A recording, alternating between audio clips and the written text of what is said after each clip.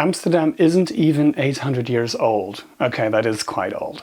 But it's amazing what they've packed into that time. I'm Mark, I'm the owner of That Damn Guide, and I'm going to zip you through those centuries, picking out the important things that happened along the way. This makes an overview and a framework for when you join me walking around town. You can slot things into where they belong because the city doesn't always unfold itself chronologically. You can join me on a walking tour in person, or also on one of my new virtual Zoom tours online. What I'm going to cover in this video is the 1200s, when Amsterdam began as a settlement around a dam across a river. The 1300s, where there was a miracle in town. The 14s, when people here challenged the dominant trading power of the time. The 15s, when they challenged the mighty Habsburg Empire and went to war. The 1600s was the emergence of a republic here and the Dutch Golden Age, and in the 1700s, a decline in trading fortunes. The 18s dominated by the monarchy, the 19s, world wars, and the emergence of counterculture. The 2000s, there have been issues of multiculturalism, gentrification, and sustainability. Always, of course, water defences as well. So let's start at the beginning and head right back to the beginning of the 1200s. In the early to mid 1200s, some people built a dam across the Amstel River to keep out the high tide. They built that dam about 500 meters inland from the mouth, making a nice harbour in front of it for fishing boats. Of course, the high tide would have gone over the edges of the river because it's such a low-lying part of the world here. So they had to build defences. These are called dikes or levees in the US, and these are big man-made banks of earth that run along the riversides and the seafront, keeping the people here safe and dry. 1275 is considered to be Amsterdam's birthday because this is the first time the city was mentioned officially in a document. Count Floris of Holland, the local nobleman, said, "If you come and live here on this dam on the Amstel, which became known as Amsterdam and then Amsterdam, you can trade on my rivers without paying a toll." He was the Count of Holland. This is the drainage system of Europe. He has a lot of rivers, so traders got an excellent advantage if they came here, which they did. Now, Floris wasn't trying to be nice and sociable and fun. He wanted to pull them here because he knew that trade equaled money, equaled influence, and this was going to be the best way to protect his lands. It worked. In the 1300s, there was a miracle in town. Now, there's a lot of water here, so walking on it would have been great.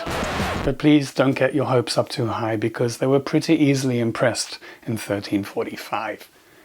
The effect, however, was that Amsterdam had a holy relic. Miraculous holy relics are a real magnet for pilgrims who flocked here from all over Europe and stayed. And of course, the church was perfectly happy with this because pilgrims are great for the church. They took up so much space that in 1500 there were 19 monasteries and convents in the old town. So you can imagine the friction between the traders and the pilgrims for all this lovely canal frontage. The traders won, but it did take them a couple of hundred years. In the 1400s, trade in northwestern Europe was dominated by a very powerful cartel called the Hansa, or the Hanseatic League. They'd been around since the 1100s. Amsterdam, as a young trading city, could have joined the League and got instant access to each other's markets and also mutual defense, a great benefit.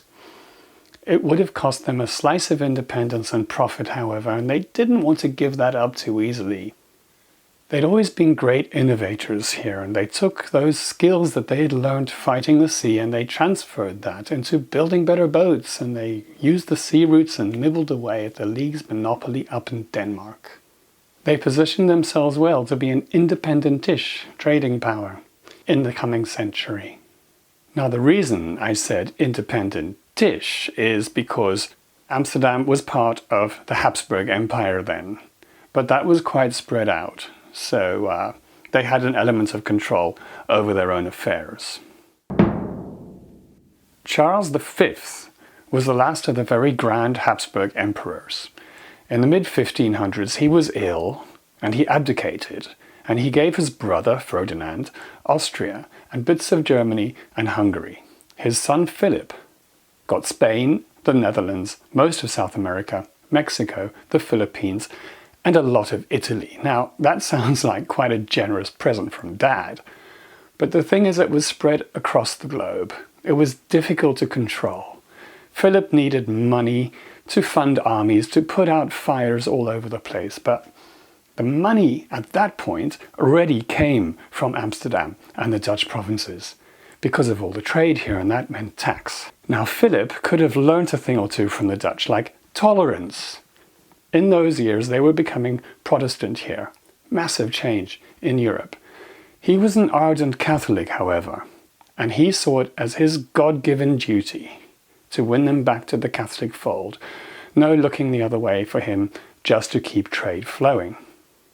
His brilliant idea to do this was to send the Spanish Inquisition, which nobody expected. Nobody expects the Spanish Inquisition! They were burning people at the stake. It was pretty brutal times, and as you can imagine, the Dutch weren't too keen on it, and they ended up rebelling. A long, slow war dragged on here for 80 years. And they became independent of the mighty Spanish Habsburg Empire. It was really quite an achievement. The 1600s. In the 1500s, the Portuguese controlled the spice trade with Southeast Asia. The Dutch loved spices, and all they had to do was go to Lisbon, which was pretty easy. The thing is, in 1580, Spain took over Portugal, and they just happened to be at war with Spain, so they couldn't go there anymore. This wasn't a problem. They were innovative. They went off to the east and they bought the spices themselves. They ended up creating the Dutch East Indies Company and taking over the entire spice trade from the Portuguese. The West Indies Company was formed to control trade with the Americas and the Caribbean. This company is probably best remembered for creating the small town of New Amsterdam on the island of Manhattan. They also engaged in privateering, otherwise known as state-sponsored pirating, and they were controlling the Dutch coffee and sugar plantations on the north coast of South America and in the Caribbean islands. Now, these plantations were hugely profitable, and that, unfortunately, is for one reason alone, and this was the Dutch transatlantic slave trade. The West Indies Company bought and sold human beings. More than 500,000 Africans were enslaved and taken to these places so that money could be generated for the rich merchants and the mother country. This period has always been known as the Dutch Golden Age, but this terminology is now being brought into question as people address the inhumanity and the brutality that it was based upon. Back in Amsterdam, however, in the early 1600s, the money flooded in so quickly they hardly had time to count it. This is when they built the Grand Canal Belt for merchants to make beautiful houses. Not surprisingly, all this wealth made the neighbours jealous, and the French and the English and some of the Germans invaded at the same time. They call this, not unreasonably, the disaster year. That was 1672. They managed to avoid defeat by flooding large parts of the countryside to stop the invading armies, but their dominance had been shattered. There was a long, slow decline through the 1700s. A lot of corruption set in. There was a huge gap between rich and poor, and the poor got very poor. People wanted change, and that came in the shape and form of the French revolutionary armies. They spread across Europe with their liberty, equality, fraternity stuff, and they came this way, and they were welcomed, and they made a democracy. It didn't last very long because Napoleon took control of France, and he wasn't the world's #1 fan of democracy, and he made his younger brother Louis King of Holland, which is amazing work if you can get it. If anybody offers you that position, grab it with both hands and ask questions later.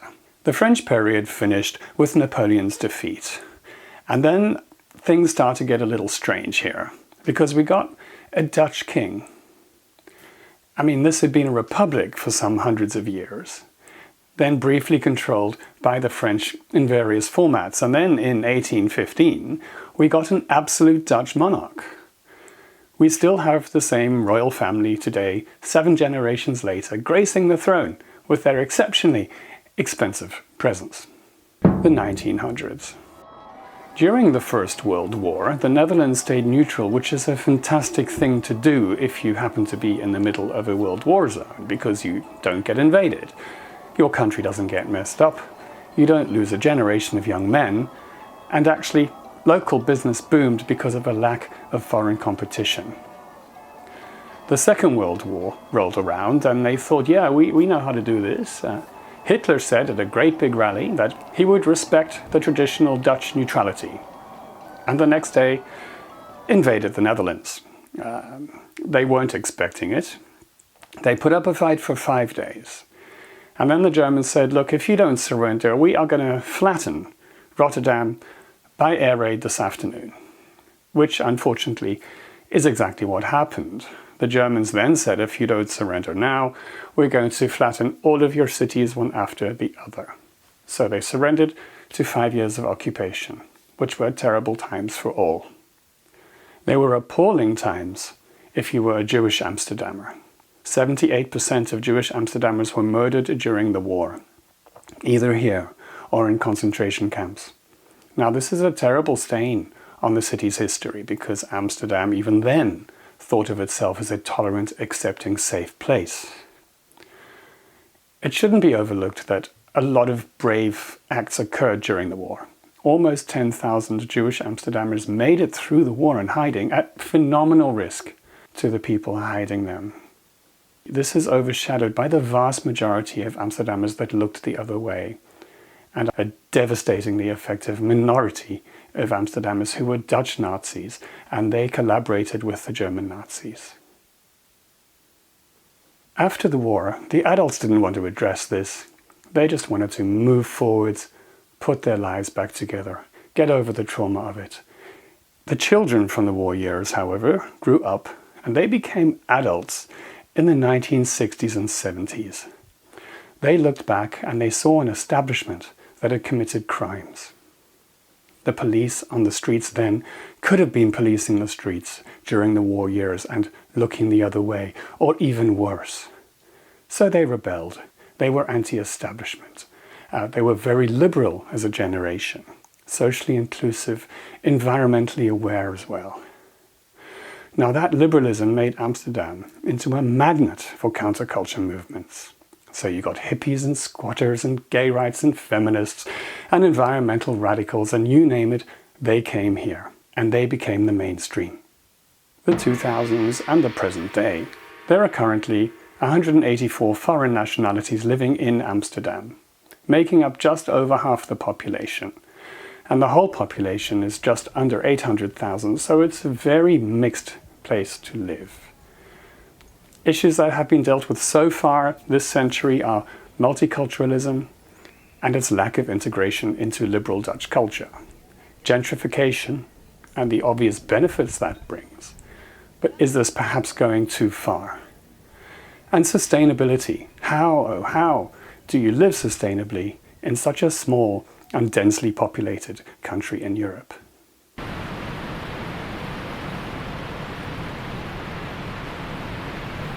Always in the background are concerns about water and flooding as well. Just so you get a good idea of how pressing a problem this is, I've got 2 maps for you. One shows the country with all the sea and water defences in place, and the other shows the country with the water being allowed to find its natural level. Fighting the water will certainly dominate the next century, but hey, we have good old Dutch innovation to fall back upon. To sum up the last 800 years, there are some themes running through this. There would be a problem here, and the people would turn it into an opportunity. They challenged the Hansa League, the Habsburg Empire, the Portuguese spice trade, and each time they took risks and it paid off. They led the way into the modern age. Then everybody else caught up, and now they just keep their heads down and try and hang on to their cash. They're not as great risk takers as they were, but that innovation is certainly still here, and I think always will be. When you join me on one of my walking tours, whether that's in person or online, please tell me which parts of this video you found the most interesting, and I would be very happy to focus on those during our time together. To keep up to date with what I'm doing, you could always follow me on Facebook. My business name is That Damn Guide. And if you like this video, I will be making more. So subscribe on YouTube, and there's a little bell shape next to the subscription button. Push that and then you will be notified next time I release a film. Thank you for watching, take care, and I look forward to meeting you in person in the future.